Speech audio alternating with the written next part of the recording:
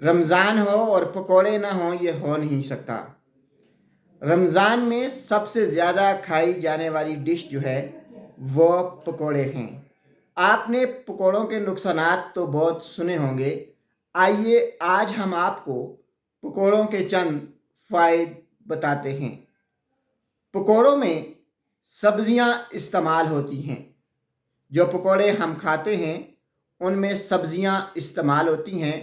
उन सब्जियों में विटामिन्स, मिनरल्स और फाइबर होते हैं। नाज़रीन, पकोड़े हमारे जिस्म को तवानाई फराहम करने का एक बेहतरीन ज़रिया हैं, क्योंकि पकोड़ों के अंदर बेसन में मौजूद कार्बोहाइड्रेट होता है और कार्बोहाइड्रेट हमारे जिस्म को तवानाई फराहम करता है। पकोड़ों के अंदर प्रोटीन पाई जाती है, क्योंकि पकोड़ों के अंदर जो बेसन होता है उसमें प्रोटीन की एक वाफर मिकदार होती है, जो कि हमारे जिस्म के लिए इंतहाई ज़रूरी है। हमारे जिस्म को प्रोटीन और कार्बोहाइड्रेट की ज़रूरत होती है, और ये कार्बोहाइड्रेट्स, विटामिन्स, मिनरल्स और फाइबर्स पकोड़ों से बआसानी पूरे हो जाते हैं।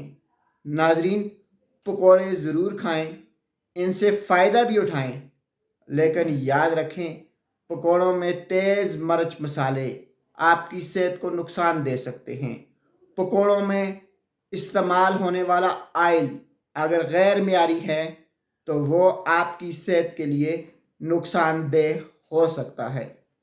पकोड़े जितने फ़ायदेमंद हैं इतने ही नुकसानदेह भी हो सकते हैं, लेकिन अगर आप एहतियात करेंगे तो पकोड़े आपके जिस्म में तवानाई का ज़रिया बनेंगे।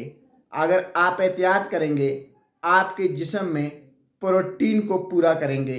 अगर आप पकोड़ों में खाने में एहतियात करेंगे तो आपके जिस्म के अंदर फाइबर्स, विटामिन्स और मिनरल्स पूरे रहेंगे। पकोड़े खाएं और रमज़ान एंजॉय करें। शुक्रिया।